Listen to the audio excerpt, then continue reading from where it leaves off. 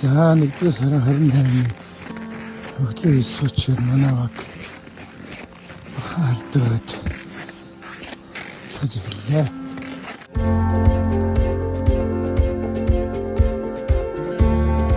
За ингээд дундаа дараад ирж байгаа. Одоо ингээд ишийг хийгээд өгсөндөө. За ийм их өгцөндөө хөөхсөн шүү. Тэгээд заман жаахан өсцсөн. Тэр нь жаахан саяцсан. Амар хэлтэж онож юм тэр биш.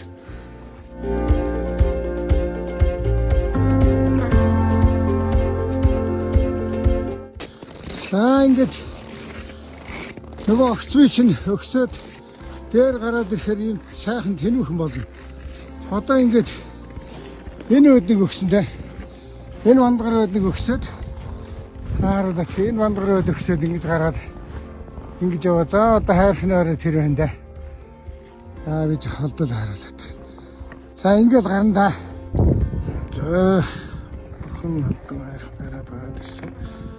За энэ дээр бол хүмүүс гарахаа байлаад удаж байгаа. Тэгээд энийг бол дээд овоо гэдэг дээд овоон дээр л хүмүүс бичдэг болсон. За иргэн таарн дээр бай цаастаа бол хараа.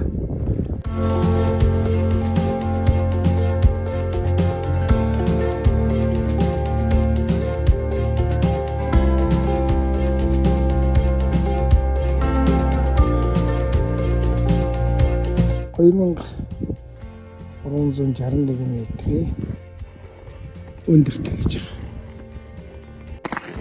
За бид нар ингээ бууж явна. Харуудаж явна. За өсгөл нэг.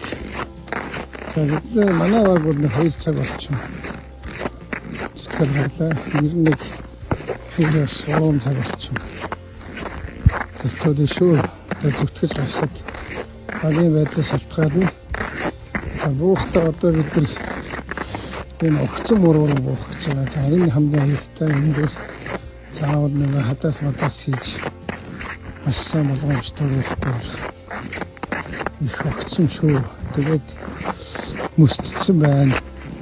Мөсцсөн гэдэг бол маш их таврагдахад өсөлтчихсэн хэрэгтэй. Тэгэхээр болгоомжтой явуулаарай.